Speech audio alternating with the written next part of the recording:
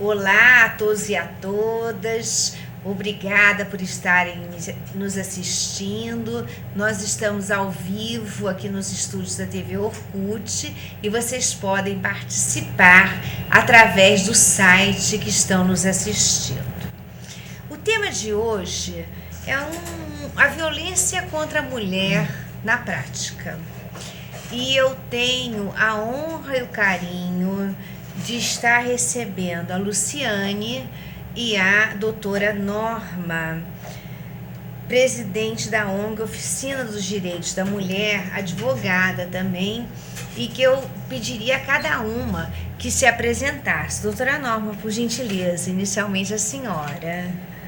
Bem, eu sou Norma Quiriacos, advogada, militante, procuradora do Estado inativa e, para grande honra minha, advogada da Luciane na ação civil de indenização que movemos contra os agressores da Luciane. Luciane, por gentileza.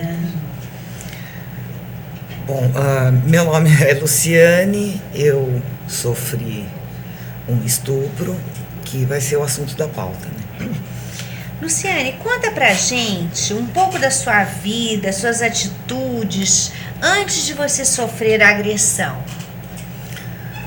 Bom, eu venho de uma família metodista, evangélica, tive uma criação com princípios, né?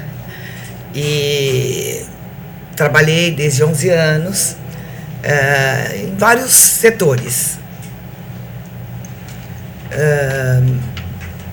Que mais que eu posso falar? Fui casada, tenho filhos, tenho 3 filhos, tenho 7 netos. E para mim é bem difícil falar. Luciane, conte-nos sobre a agressão sofrida como você quiser. Bom, eu fui trabalhar numa empresa e essa empresa era uma empresa grande, né? Que os donos trabalhavam comigo, o Sr. Manuel. Eu nunca disse o nome das pessoas nesses 14 anos, porque o processo inteiro correu em segredo de justiça, porque infelizmente, né, no nosso país, quem tem dinheiro tem direito a segredo de justiça, né? E foi o caso deles. O pai trabalhava e os 2 filhos. O pai, na minha opinião, ele foi o maior causador de toda essa história, foi o pai, o senhor Manuel. Porque o meu agressor, Marcos Abrão Aquim, o meu agressor, ele já tinha feito 16 vítimas antes de mim. Nossa! Eu tomei a atitude de levar a situação adiante, porque quando eu cheguei na delegacia, eu não cheguei nem a acabar de contar o caso. A doutora Cristiane, que era da DDM, que me atendeu, disse para mim: olha, você não é a única vítima, não foi a única vítima. As outras não fizeram representação, então você não vai poder usá-las, porque é inconstitucional se você pegar as outras vítimas e chamá-las para depor, alguma coisa desse gênero. Então eu não pude chamar as outras vítimas. E se o pai dele tivesse parado, esse agressor, esse estuprador, né, no primeiro estupro, não teria tido outras vítimas. Então, para mim, o maior culpado da situação é o pai dele, né? Então eu fui chamada para uma reunião na associação comercial, porque eu tinha feito antes uma campanha, nós trabalhávamos com sapatos, eu tinha feito uma campanha, nós tínhamos muitos sapatos encalhado branco, fiz uma campanha nos hospitais para poder acabar com aqueles sapatos brancos. Deu certo e ele me chamou na associação comercial, dizendo para mim que lá tinha outras pessoas de outras lojas para nós fazermos uma reunião com esse pessoal. Enfim, ele marcou essa reunião e eu fui. E saí com ele da loja, inclusive. E quando nós chegamos lá, ele botou a chave na fechadura, abriu, eu entrei. Ele fechou a porta, ele estava com uma jaqueta de couro, colocou, e tinha um corredorzinho. Quando eu cheguei na sala, que eu vi, não tinha ninguém, só tinha eu e ele. Nossa! E eu disse a ele se era uma brincadeira, ele disse que não, que ele estava falando sério. E encostou em mim, eu achei que era um estilete, né? Depois eu vim a saber que não era um estilete, era um abridor de carta de acrílico. Eu lembro a cor vermelha, inclusive, porque no ato do estupro ele mandou que eu deitasse na mesa. E eu fui deitar na mesa e fui deitar de frente. E ele pediu para que eu virasse de bruço.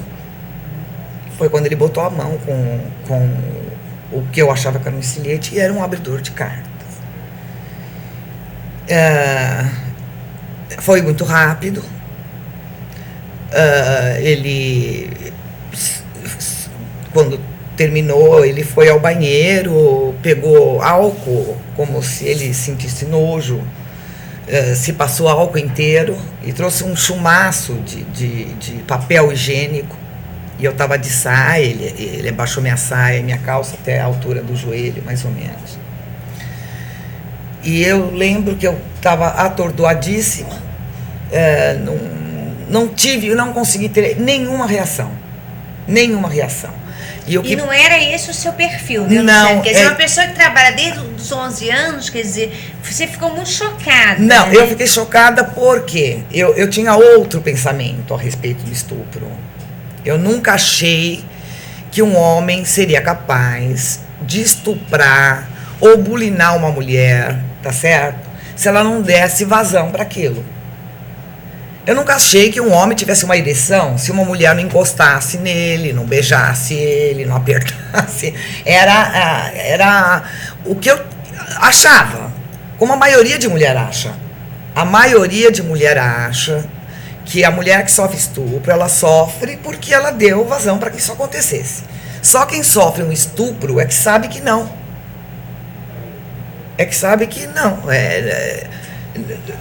Acontece. Aquilo acontece, não sei como, por quê, né? Às vezes eu cheguei a pensar que era doença, mas eu não sei o que é que leva as pessoas a cometer um ato desse, porque é uma coisa que se perpetua. A mulher que sofre violência sexual, nunca mais ela se recupera. A mulher passa a dormir e a acordar todos os dias da vida dela com o seu agressor.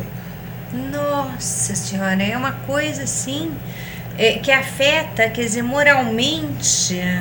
Não só moralmente, fisicamente. Eu nunca mais tive vida. Eu não tenho vida. Eu não consigo me relacionar com as pessoas, porque eu não acredito mais nas pessoas. Eu me sinto julgada o tempo inteiro.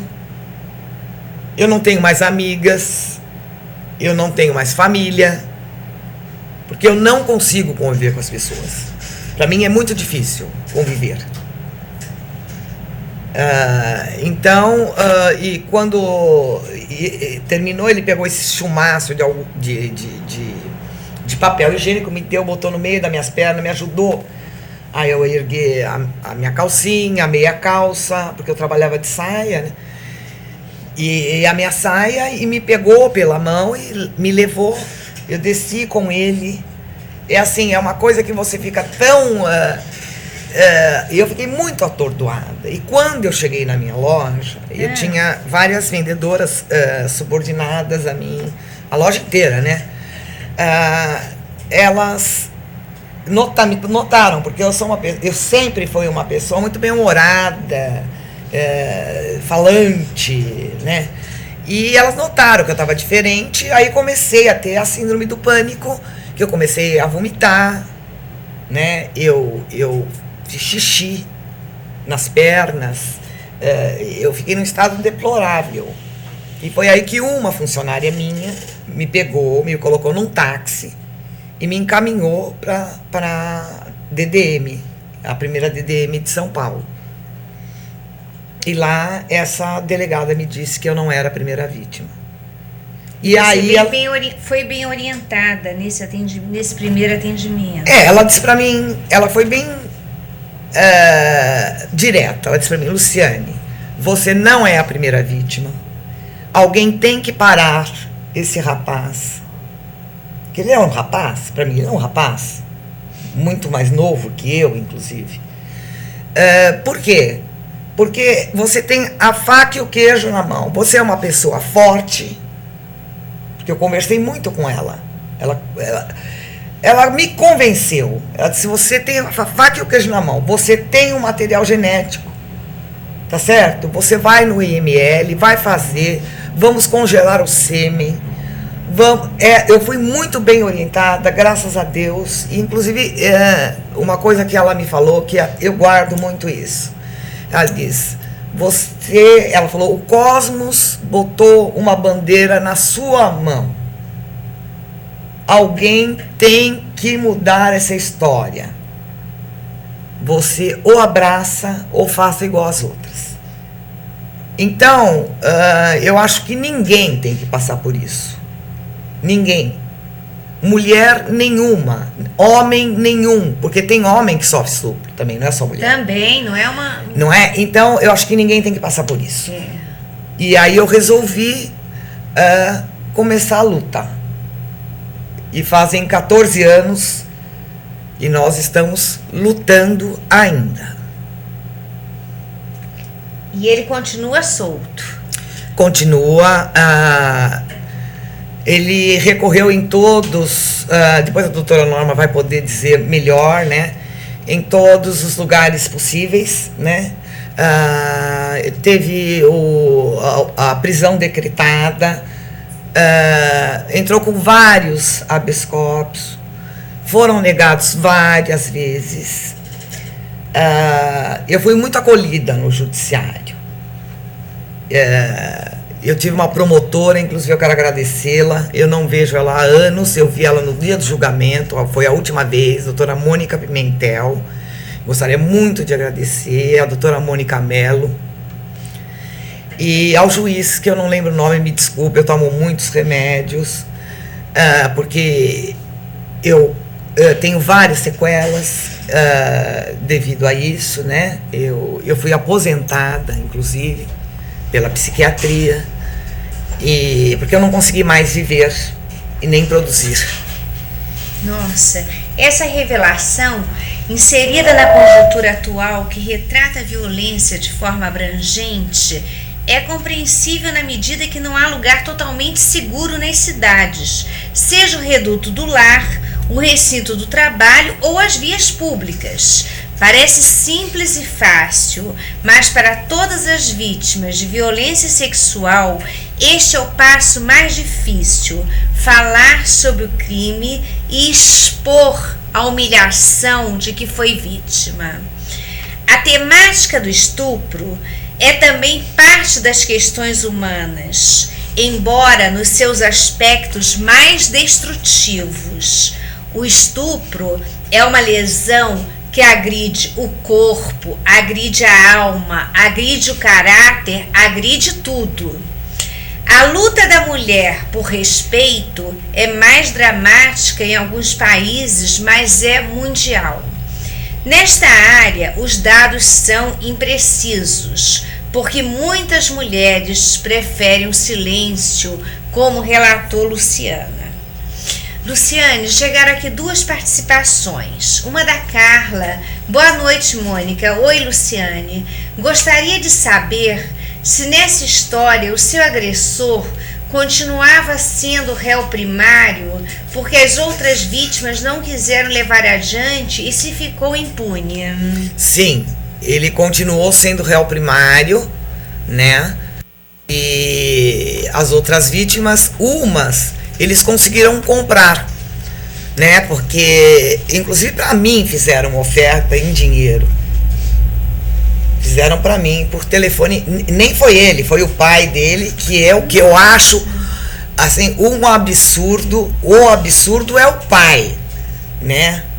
Porque o irmão dele é engraçado, né? Um pai cria 2 filhos, né? Aliás, 3, que ele tem uma irmã.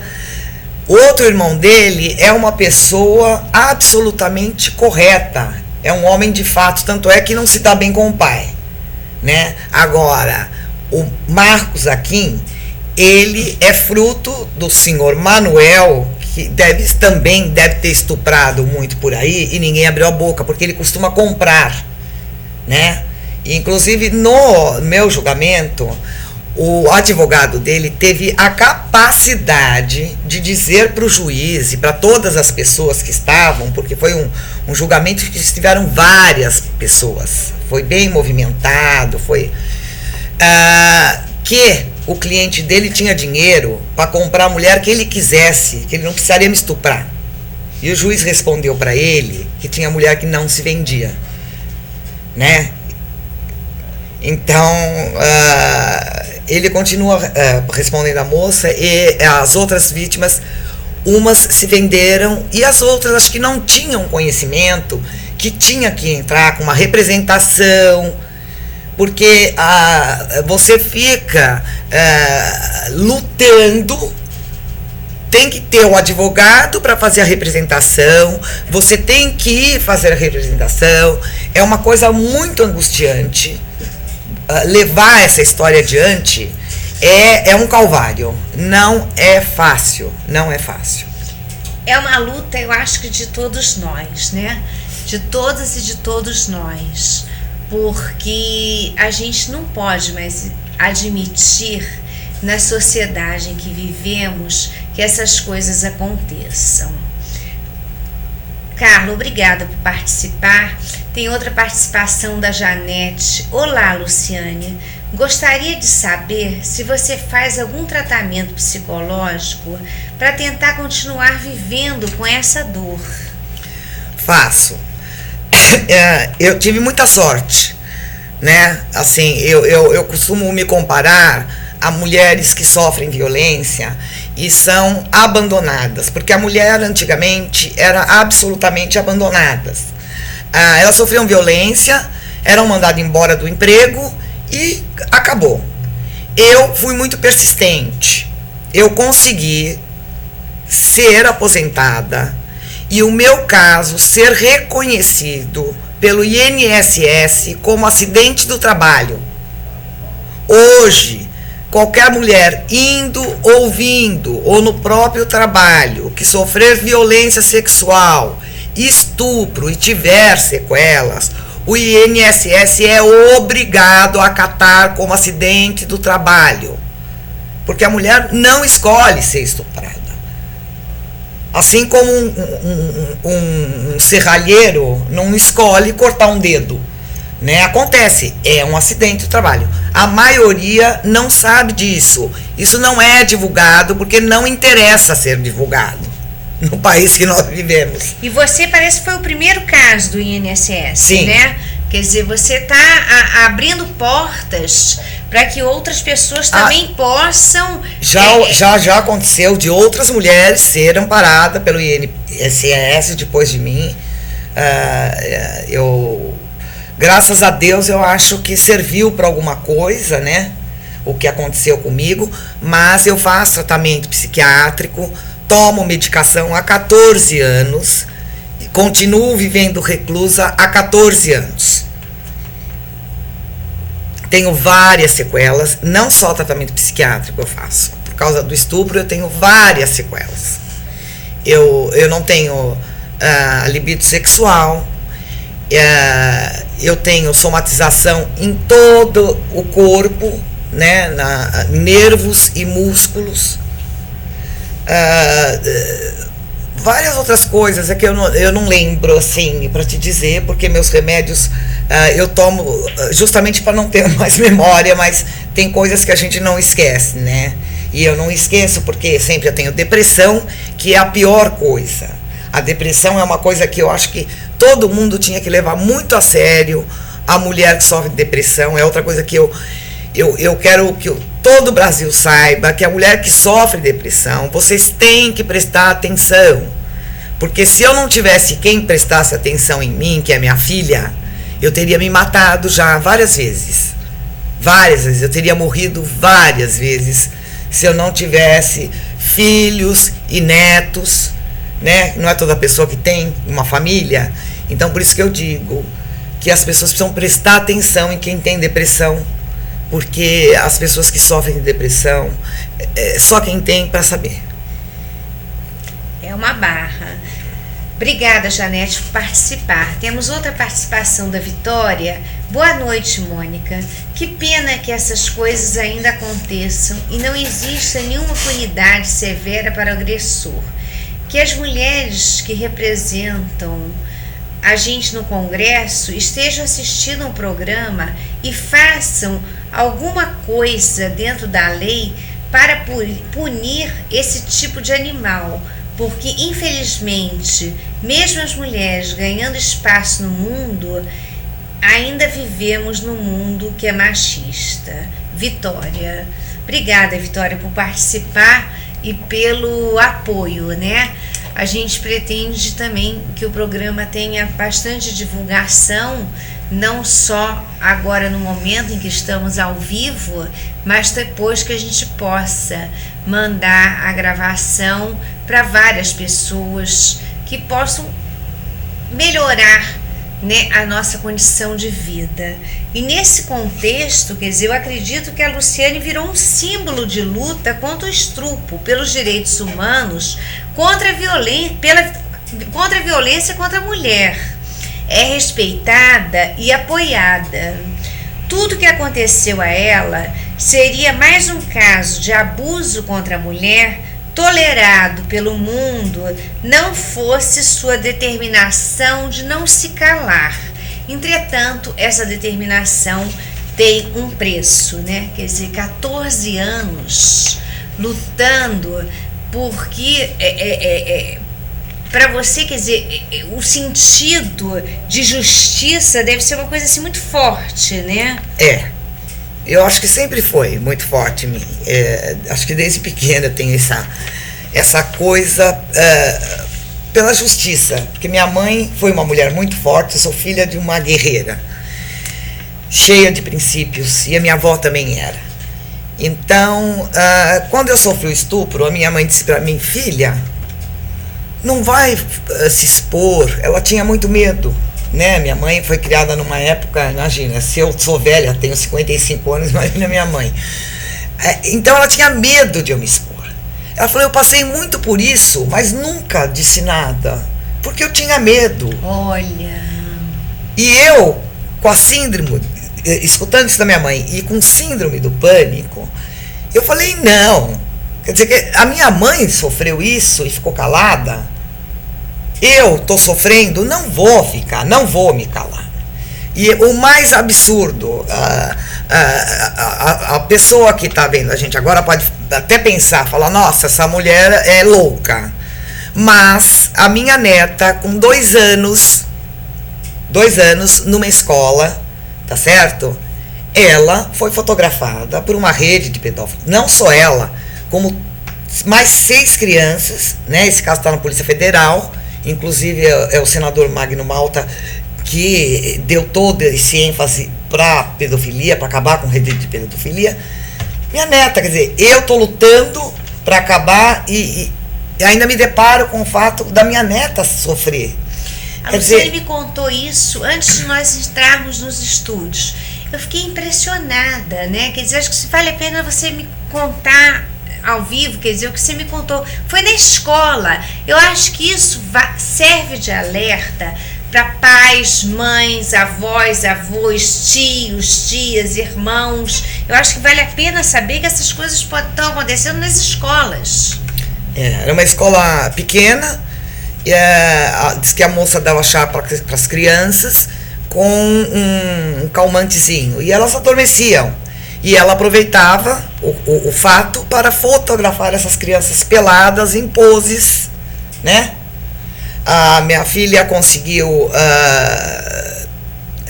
no meio das fotos, achar as fotos da minha neta, porque a Polícia Federal que desbaratou e chamou os pais das crianças dessa escola para irem lá ver as fotografias, porque eles estavam investigando já essa rede de pedofilia. E a minha filha identificou a foto da minha neta, porque a minha neta tem uma fissura no ânus, porque ela tinha intestino preso, e a minha filha conseguiu, através de fotos, provar que era minha neta. Que coisa, uma criança de 2 anos, quer dizer, uma coisa feita na escola por uma professora, né? É muito duro, né? A gente realmente escuta essas coisas e a gente clama por mais justiça, né? Que os nossos governantes prestem mais atenção e participem mais, porque a população também tem que ajudar, né? Da construção de um mundo melhor. Doutora Norma, eu queria, que mudanças ocorreram na legislação brasileira nos últimos anos no que se refere às políticas públicas para as mulheres? E qual o papel e importância dos movimentos sociais e de mulheres nesse sentido? Mônica, como início, eu gostaria de dar um destaque muito significativo à coragem da Luciane. Ela realmente tem enfrentado esses 14 anos, muita dificuldade, mas trata-se de uma mulher extremamente corajosa. Tudo isso que ela relatou aqui é verdadeiro e muito mais. Posto que tem uma luta pessoal neste processo e tudo mais. Pois bem, realmente a luta das mulheres teve, vamos falar de Brasil, teve destaque muito acentuado nos 2 últimos séculos. Foi a luta das mulheres que significativamente, com aliados do sexo masculino, enfrentaram o período pré-constitucional e conseguimos colocar na Constituição artigos muito importantes, como aqueles relacionados à proteção à família, mas à proteção específica da mulher, a questão da igualdade, enfim.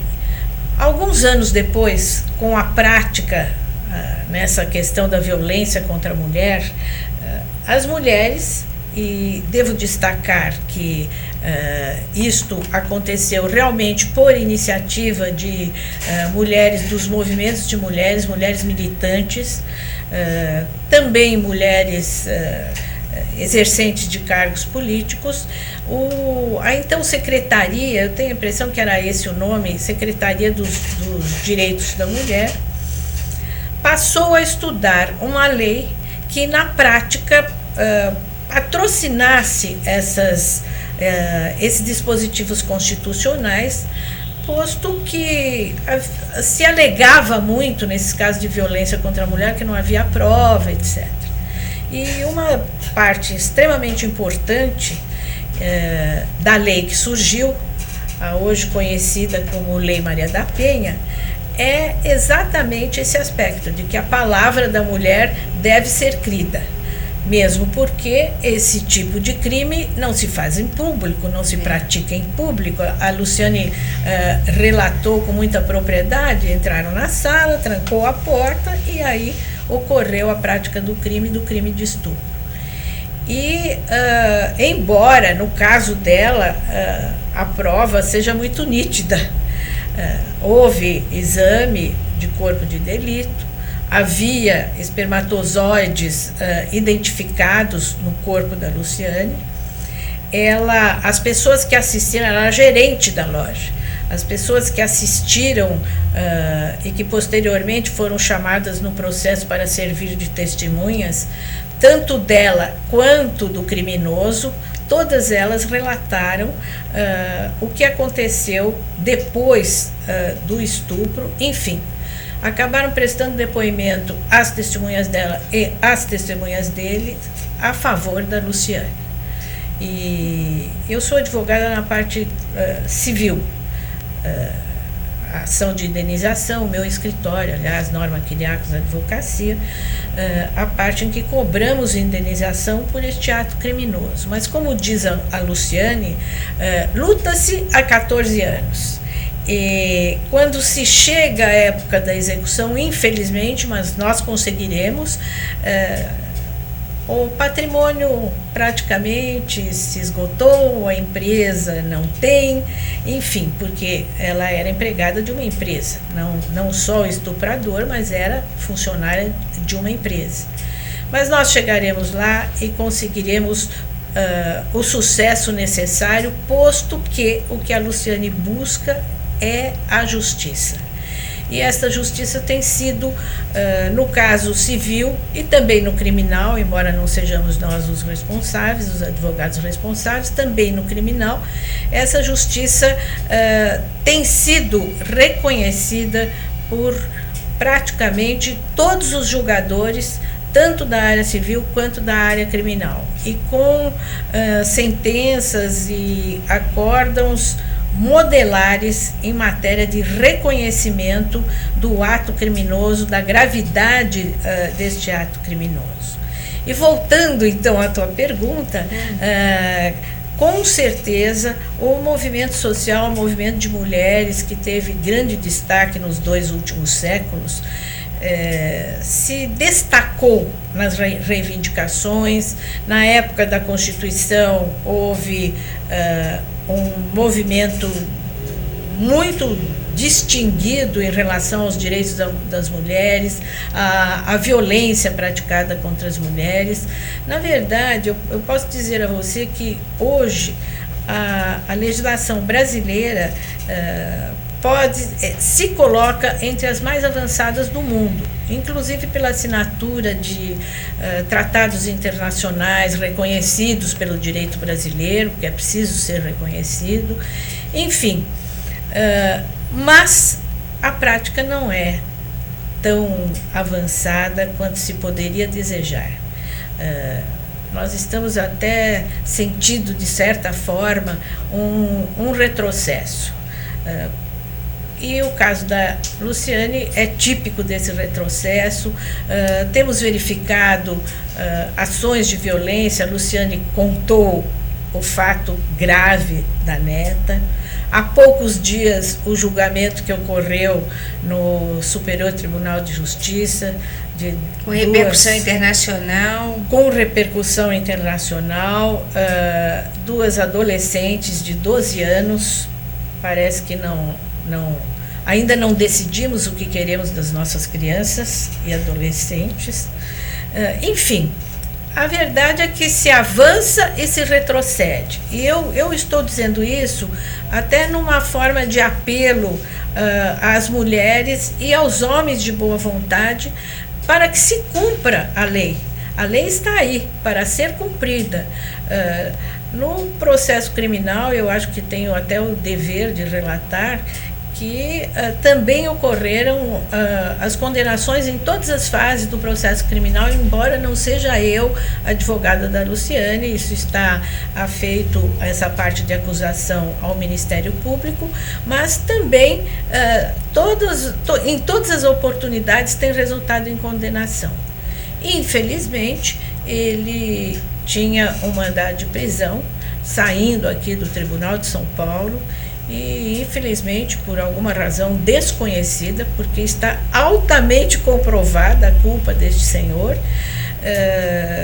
num dos habeas corpus se determinou que se aguarde até o trânsito em julgado. Como ainda o processo deve ir ao Supremo Tribunal Federal, se retrocedeu em relação ao mandado de prisão. Quer dizer, são coisas que vão e voltam e... Exatamente. Quer dizer, a lei avançou, a legislação existe, é das mais e ampara do mundo. Né? Exatamente. Né? Mas na hora de executar, quer dizer, a execução faz parte do dia a dia das tarefas, quer dizer, então é uma coisa assim que seria obrigação do ser humano, né? A gente não entende. E essa é uma pergunta da Thaís. Aliás, a execução é fundamental e é indispensável. como eu relatei, em todos os momentos houve a condenação, a prova foi analisada, a execução continua carente. A execução é o momento da ação, né? Quer dizer, então é o momento que sai do papel, né? Que acontece. Senão vira letra morta, Exatamente. né? Mônica, uma coisa que eu noto. Quem tem dinheiro nesse país, né? Tem o Abdelmaci, né? Como um dos exemplos. Tem advogados bons. Não é verdade? Então, não sei... eu penso muito, a doutora Norma até discute comigo isso, mas é uma coisa que eu noto, e não sou eu só, acho que todo mundo. Se ele fosse preto e pobre, ele estaria preso. Ele estaria na cadeia. Ele estaria. Agora, como o advogado dele é muito bom, né? É um advogado conhecidíssimo. Como é o nome, doutora? Ela não quer dizer nome. Eu não lembro, pessoal, me desculpe. Eu não sei de onde ele tira coisas. Para mim, ele é mágico. E o cara não vai preso. Porque ele é um advogado bom que tira não sei o quê, não sei da onde, né? E outra coisa que eu quero deixar também. O meu caso, eu deixei na mão do Ministério Público. Por quê? Porque assim como o pai dele quis me comprar, ele compraria qualquer advogado que eu constituísse, ele iria comprar no criminal, eu tenho certeza absoluta. A doutora Norma é a minha advogada há 14 anos. Por quê? Pela ONG, ela nunca me cobrou nada, eu tive muita sorte, foi o que eu disse para você. E encontrei pessoas, anjos, que me abraçaram. Muitos, inclusive em tratamento médico, em coisas que eu necessitava, que eu não tinha de onde tirar, porque até sair o INSS acatar o meu caso, demorou muito. E eu precisava de medicação, eu tinha minha filha pequena com 2 anos e meio, né? Eu tinha que tirar dinheiro de algum lugar, eu precisava comer, pagar aluguel, né? Então eu encontrei muitos anjos, né? Vários infelizmente já se foram, mas a doutora Norma nunca me cobrou absolutamente nada e é a minha advogada há 14 anos. Então, assim, as pessoas têm que ter fé, porque quando a gente abraça uma causa, Deus providencia tudo que a gente necessita, Deus põe no caminho da gente. Eu quero que as pessoas saibam disso. O universo conspira a favor. E você tem uma advogada muito competente e perseverante ao seu lado. Isso é fundamental. Aqui temos uma participação da Thaís. Boa noite, Mônica. Gostaria de saber da doutora Norma por que o processo da Luciane está demorando tanto para ser resolvido perante a lei. Pelo que entendi, ela teve provas suficientes. Qual é a punidade que a lei decreta para esse tipo de agressor? Thaís. Eu não cuido da parte criminal. Preciso deixar isso claro mais uma vez. A pena nesses casos, se não me engano, estou sujeita a falha, é de 6 anos em regime fechado. Mas a pena dele foi 6 anos e 8 meses em regime fechado. Então não foi o juiz deu 6 anos e 8 meses em regime fechado. E até hoje está sendo confirmada nos vários recursos, nos habeas corpus, etc. Eu sou advogada da parte civil, aliás, o meu escritório, que tem 2 advogados. Na verdade, nós temos aí um contrato de honorários para ser pago depois que ela receber. E realmente o pai ofereceu, telefonou durante muito tempo, até que alguém o fez parar com isso. Acho que nós mesmos pedimos aos advogados dele que mandasse parar. E ele oferecia a Luciane R$15 mil. Na época, em 97. A condenação, a indenização chega a cerca de R$400 ou R$500 mil para você ter uma ideia da importância da prática deste crime de estupro em termos de lesão à vítima em todos os sentidos, como a Luciane aqui descreveu. Na verdade, ela descreveu tudo que ela sente e com muita clareza em relação a isso. Agora, o fato dos 14 anos não é que demora 14 anos para ser decidido. Na verdade, ele vai sendo decidido.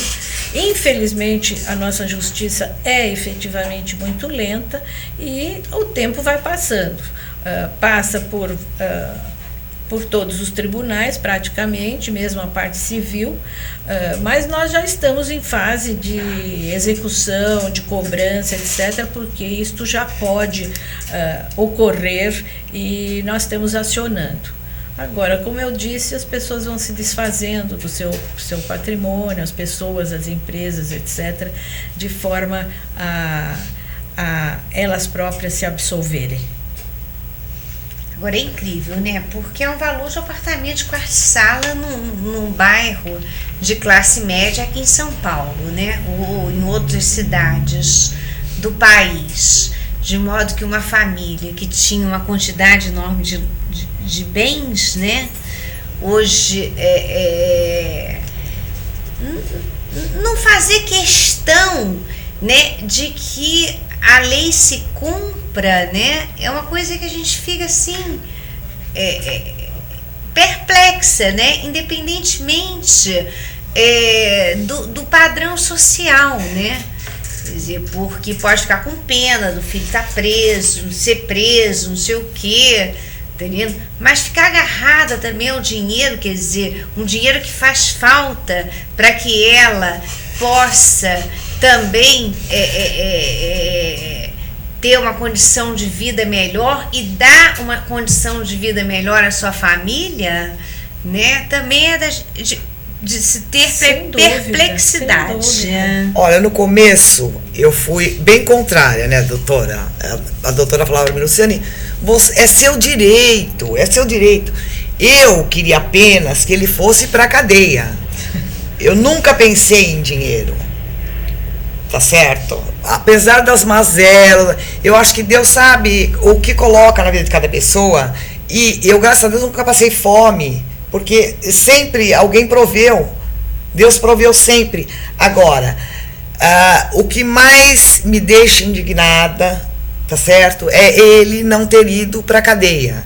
É o que mais me machuca. Não me machuca o fato de não ter pago. Eu sobrevivi, eu tô aqui. Tá certo? E enquanto eu viver, né? Ele vai com certeza ver essa entrevista, óbvio, o advogado dele é bem esperto.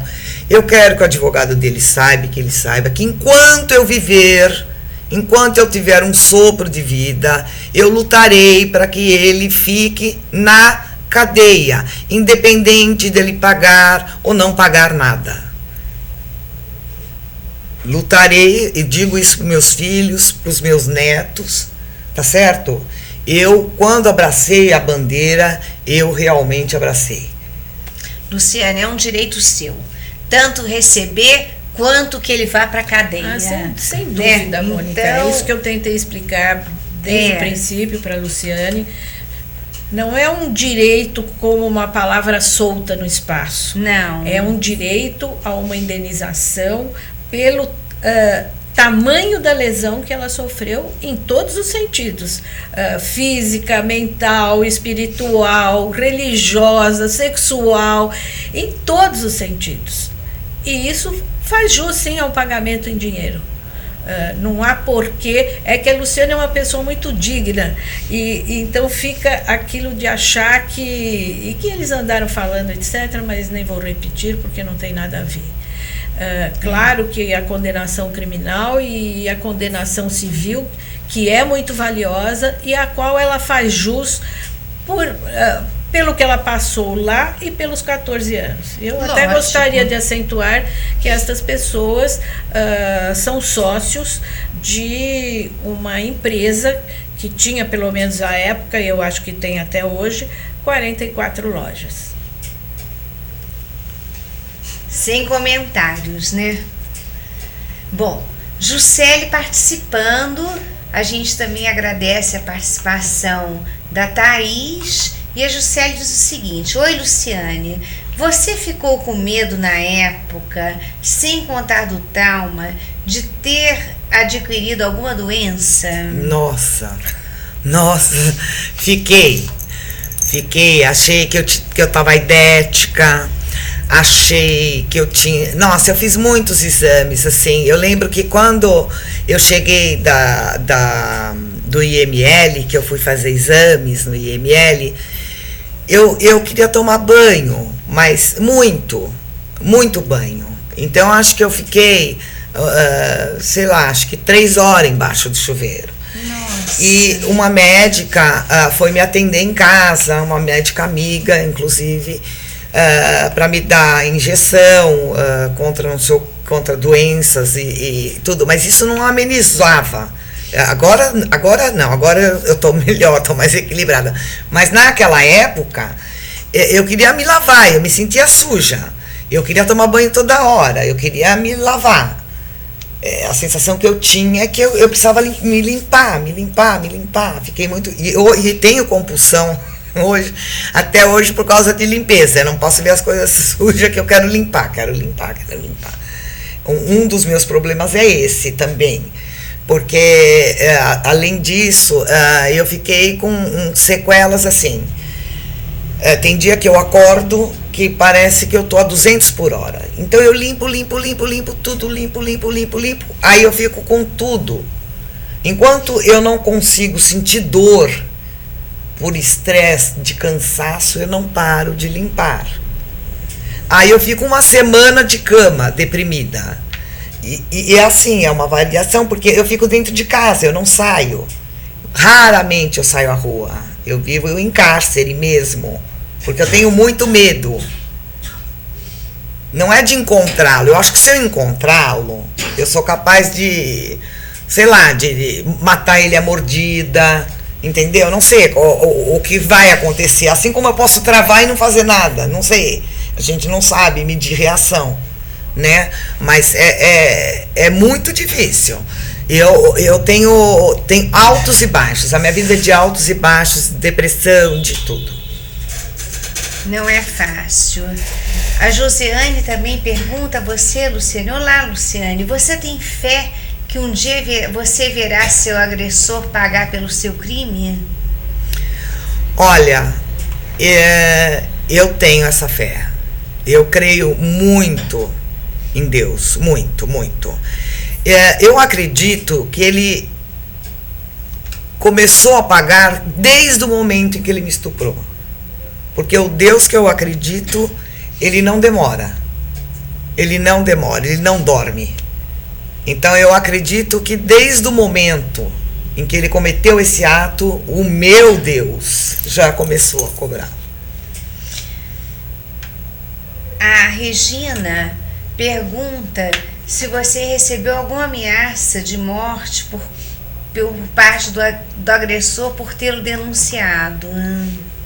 Olha, a ameaça mesmo, assim, não.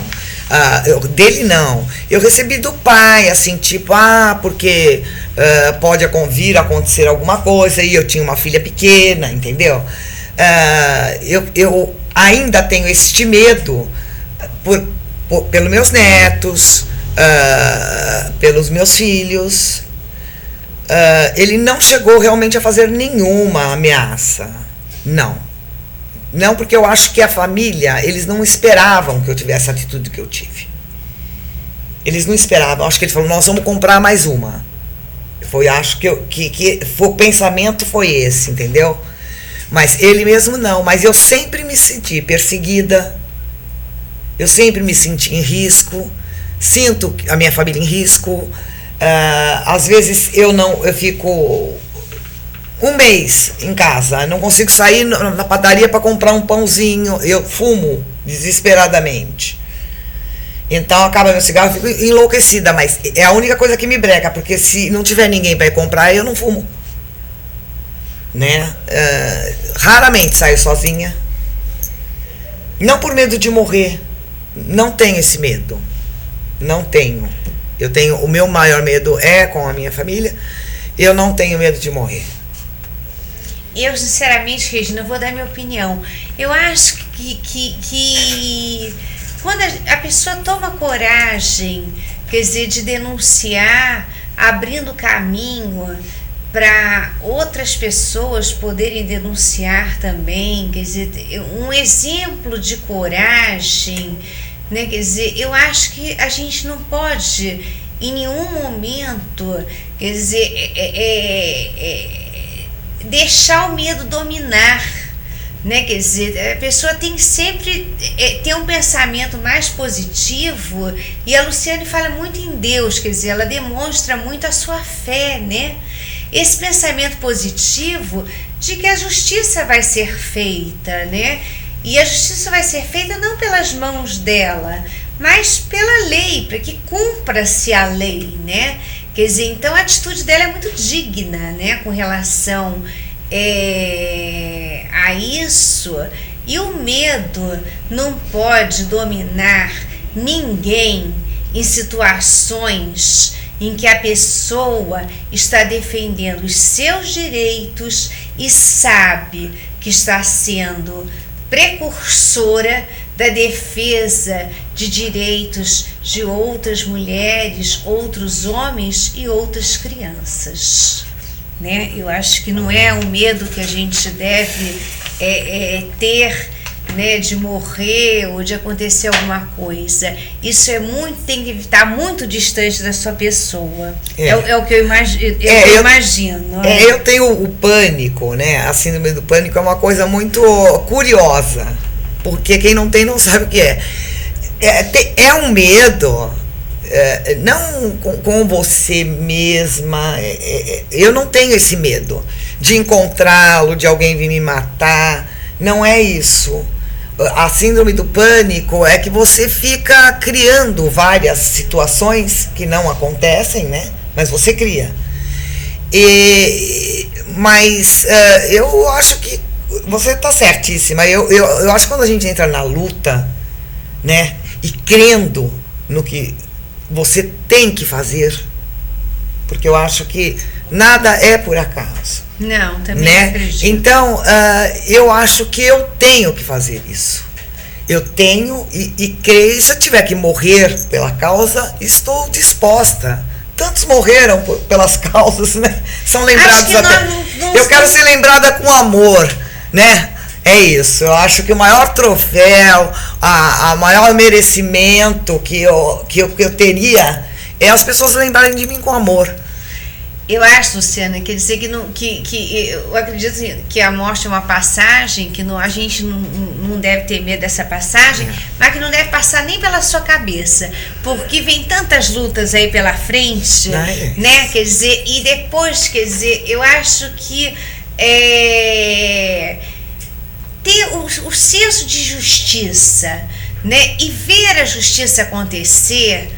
Isso acho que vai te voltar à vida, né? Quer dizer, eu acho que isso vai ser uma coisa assim tão importante para você, e outras mulheres vão ver o seu exemplo de você estar voltando à vida e podendo contar o que passou, e podendo contar sem tomar medicação, sem nada, porque você abençoou o que passou e seguiu sua vida porque a justiça foi feita, né? Que se transforma no exemplo para o mundo todo.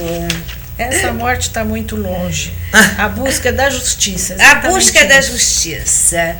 São de vários tipos as violências cometidas contra a mulher, mas silenciadas pela absoluta falta de mecanismos sociais que garantam a preservação de seus direitos. Temos um exemplo real hoje, apoiado, comprovado, divulgado, mas quando será executado?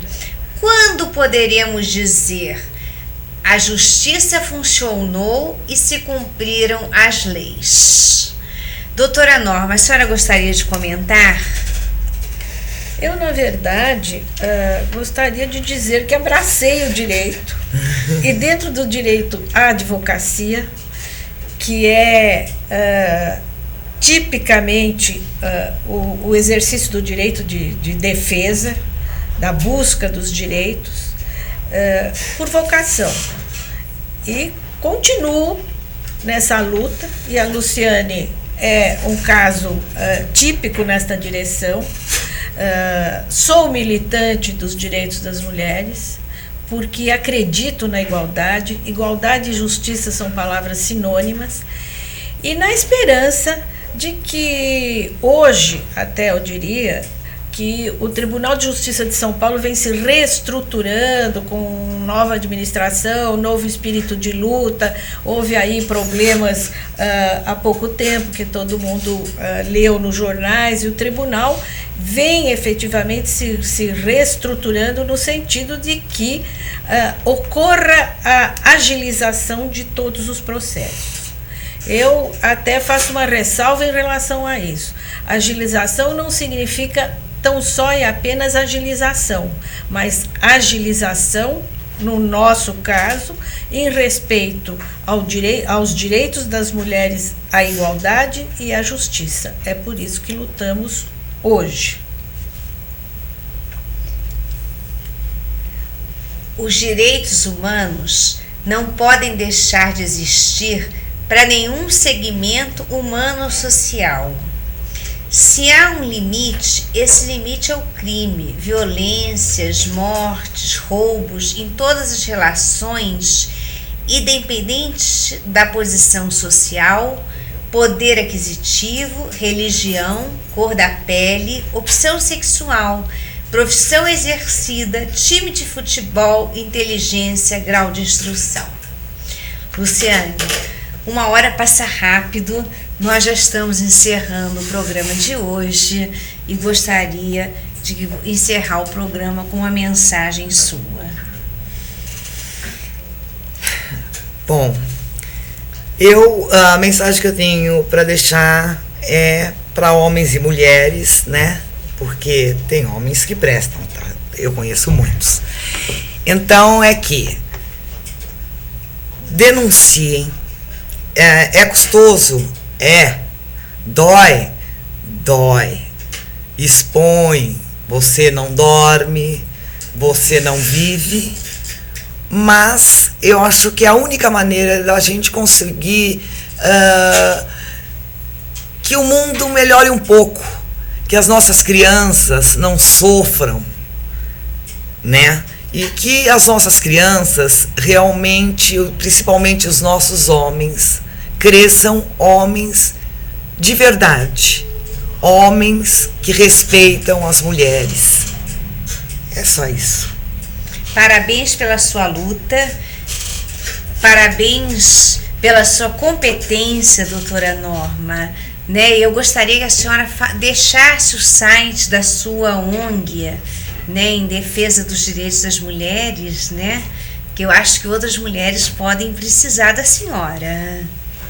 Bom, o site da Oficina dos Direitos da Mulher, eu não me recordo neste momento. Mas se colocar no Google Oficina dos Direitos da Mulher, está lá. Encontra. Está lá. Então, e teremos assim, não diria prazer, porque as pessoas nos procuram porque tem problemas, mas teremos muita satisfação em atendê-las, em orientá-las. É essa a nossa missão. Parabéns. Obrigada por participarem, e a todos e a todas que nos assistiram, uma boa noite, feliz e abençoada, e de reflexão também, né?